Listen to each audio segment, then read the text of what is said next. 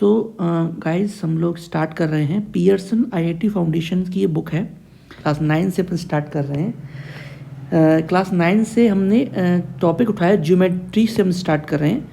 Geometry से हमने question discuss करेंगे टेस्ट योर कॉन्सेप्ट वाले टॉपिक से। ठीक है, टेस्ट योर कॉन्सेप्ट ये टॉपिक हम डिस्कस करते हैं। तो पहला क्वेश्चन है, एक ही क्वेश्चन ध्यान से समझेंगे एंड सॉल्व करते चलेंगे।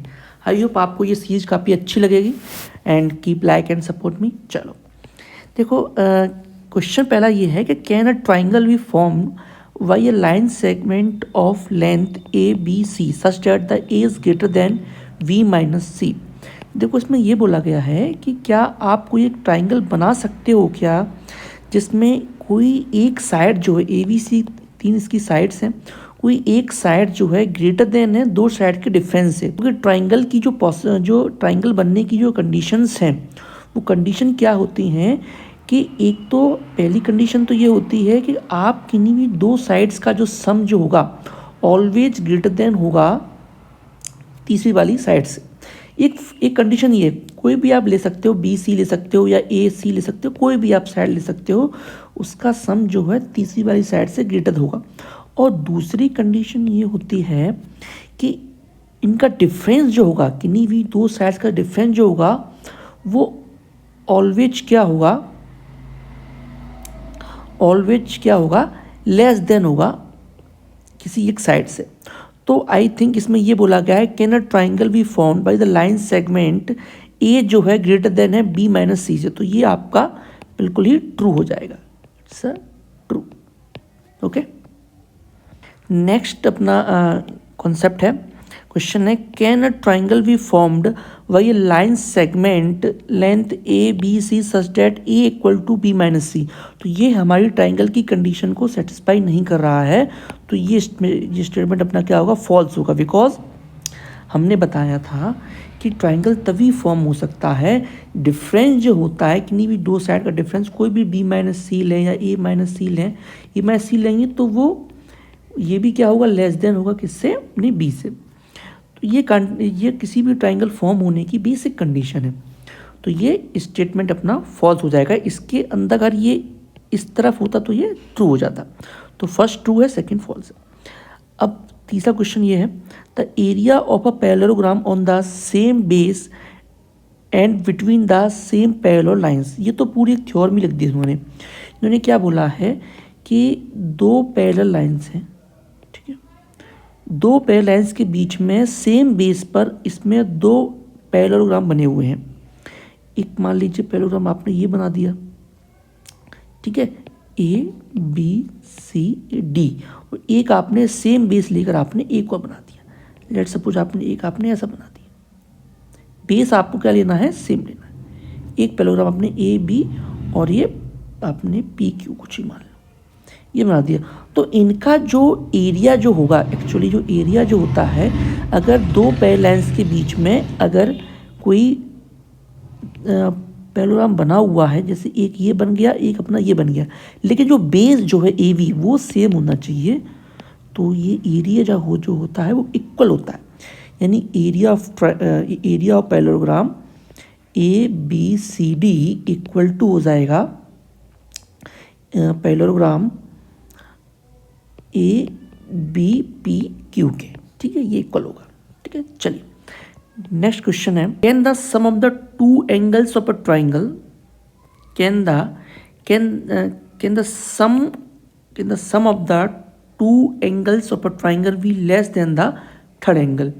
तो इन्होंने ये बोला है क्या दो एंगल्स का जो सम जो है वो तीसरे एंगल्स के लेस देन होता है, हो सकता है क्या, ये कैन भी पॉसिबल है क्या, ये पॉसिबल है क्या कि दो एंगल्स का जो सम जो है वो तीसरे से छोटा हो, पॉसिबल हो सकता है, ये पॉसिबल हो सकता है। आप ऑब्ट्यूज एंगल की बात करें, ऑब्ट्यूज एंगल में बात करें तो ऑब्ट्यूज एंगल में ऐसा पॉसिबल है, क्योंकि अगर लेट सपोज ये ऑब्ट्यूज एंगल में ये एंगल मान लीजिए ऑब्ट्यूज एंगल जो 90 से बड़े होते हैं, तो अगर ये 90 से बड़ा लेट सपोज 100 है,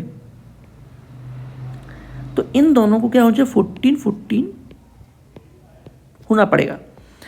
तो अगर मैं इनका सम करूँगा तो ये 14 + 14 क्या आएगा, 18 हो जाएगा। तो 18 जो है लेस देन 100 से, तो ये पॉसिबल है। तो उन्होंने बोला था क्या ये पॉसिबल है कि दो एंगल्स का सम जो है लेस देन हो तीसरे एंगल से, तो ये पॉसिबल है, yes it's possible. If all sides of a polygon are equal, if all sides of a polygon are equal then all its interior angle must be equal. देखो इन्होंने क्या बोला था कि if all sides of a polygon are equal then all's interior angle must be equal. देखो ये भी possible नहीं है, जब इंटीरियर भी नहीं होता ये फॉल्स स्टेटमेंट होगा। इट्स द आगे करते हैं अपन, आगे बढ़ते हैं। इसमें बोला गया है if a circle passes through 4 points, if a circle passes through 4 points then the 4 points set to be a, एक सर्कल जो है 4 पॉइंट से पास हो रहा है तो इन्हें अपन क्या बोलते हैं, इन 4 पॉइंट्स को हम क्या बोलेंगे, इन 4 पॉइंट को हम बोलते हैं कोसाइक्लिक बोलेंगे, ठीक है। इनको हम क्या बोलेंगे, चलिए अगला क्वेश्चन है। Question two circle can not be intersect in more than 2 points. Two circle cannot be intersect is more than 2 points. Yes, this statement is true. This statement is true. True क्यों होगा, इन्होंने ये बोला क्या दो circle जो है 2 से अधिक पॉइंट पर इंटरसेक्ट कर सकते हैं, तो ये पॉसिबल ही नहीं है। आप कोई भी 2 सर्कल ले लो, ये मैक्सिमम अगर आप इनको इंटरसेक्ट कराना है तो ऐसे इंटरसेक्ट कर सकते हैं, तो ये मैक्सिमम 2 पॉइंट पर ये इंटरसेक्ट कर सकते हैं, इससे ज़्यादा पॉसिबल नहीं है। तो statement is true.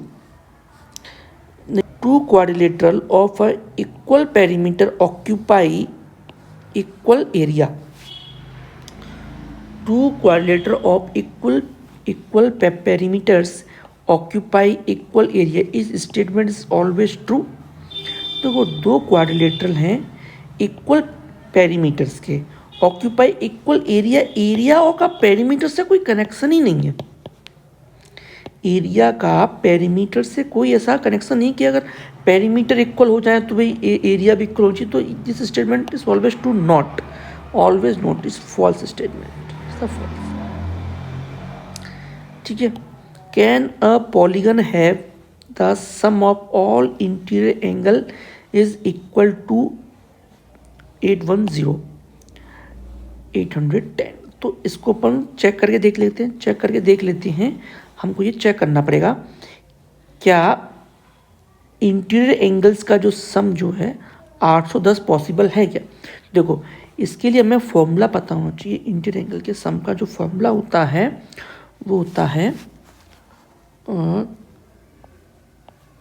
2n-4 to 90 equal to कितना बोला गया है, 810 है। तो ये 0 0 9 से ये 9, तो 2n equal to -4 equal to 9, 2n equal to 13। तो n जो आ रहा है आपका पॉइंट्स में आ रहा है,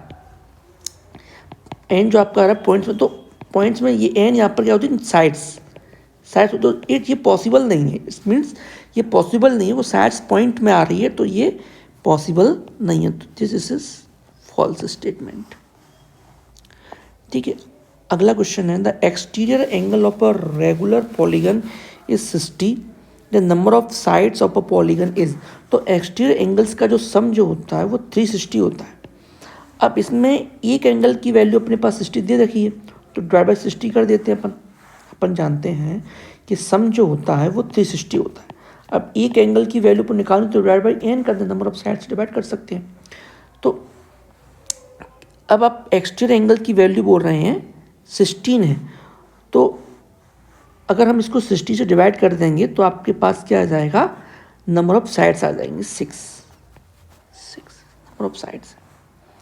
नेक्स्ट है a line L intersect a pair of parallel lines, then the exterior angle of a same sides of L are in the ratio of 5:4. The measure of the bigger angle of the two is। देखो ये question देखते हैं अपन। ये question क्या बोला गया इसके अंदर कि दो पैरेलल लाइंस हैं, बोला गया है कि दो पैरेलल लाइंस, ठीक, एक लाइन एल इनको इंटरसेक्ट कर रही है, ठीक है, पैरेलल लाइंस को। The exterior angle in the same side, देखो एक्सटीरियर एंगल कौन से होते हैं, देखो ये, ठीक है, ये एंगल इस एंगल, ये एंगल एक्सटीरियर एंगल होते हैं, ये एंगल इसके इक्वल होता है, ये एंगल इस एंगल को, तो ये इन्हें अपन एक्सटीरियर एंगल बोलते हैं, ये वाले और ये वाले, देन ये वाले एंड ये वाले। तो इसमें देखो क्या बोला गया है कि सेम साइड के जो एक्सटीरियर एंगल का रेशियो जो है 5:4 है, यानी कि ये वाले लेट सपोज ये अपन एंगल ले लेते हैं, तो इनका रेशियो 5:4, लेकिन इन एंगल्स का जो सम है 180 होगा, यानी कि 5x + 4x 180, 9x = 180, then x = 20। तो आपसे पूछा गया बिगर एंगल कौन सा इनमें से, 5 × 20 यानी कि 100, तो बिगर एंगल इसमें अंदर 100 होगा, ठीक है। नेक्स्ट क्वेश्चन है when all sides of quadrilateral are equal, when all sides of equal then it's either we a, देखो या तो ये रोम्बस हो सकता है, या तो ये रोम्बस हो सकता है, या फिर ये स्क्वायर हो सकता है, या फिर ये स्क्वायर हो सकता है। अगला क्वेश्चन है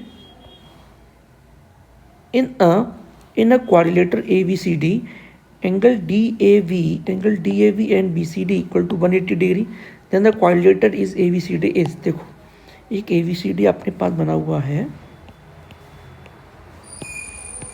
आपसे बोला गया है DAV यानी कि ये वाला एंगल एंड BCD यानी कि ये एंगल, इन एंगल का सम जो है 180 है, तो आप सिंपल ही समझ सकते हैं कि 100% ये साइक्लिक होगा। ये कौन सा क्वाड्रिलेटर होगा, ये साइक्लिक क्वाड्रिलेटर होगा, ठीक है। If all angles of a quadrilateral are equal then all side must be equal, is the above statement is true. देखो इसमें ये बोला गया है कि अगर किसी क्वाड्रिलेटर की सारे एंगल जो है इक्वल हैं, तो क्या उसकी सारी साइड्स भी इक्वल होंगी, नॉट पॉसिबल। देखो ऐसा स्टेटमेंट जो है आपका जो है रेक्टेंगल इसको गलत कर देगा।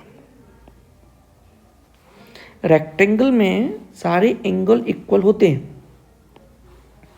हम बात करते हैं रेक्टेंगल की, तो रेक्टेंगल में सारे एंगल जो होते हैं वो इक्वल होते हैं, 90 डिग्री पे होते हैं, बट अपोजिट साइड्स इक्वल होती है, not the all sides are equal. तो ये स्टेटमेंट अपना फॉल्स हो जाएगा, ठीक है। चलिए मिलते हैं नेक्स्ट वीडियो में, थैंक यू।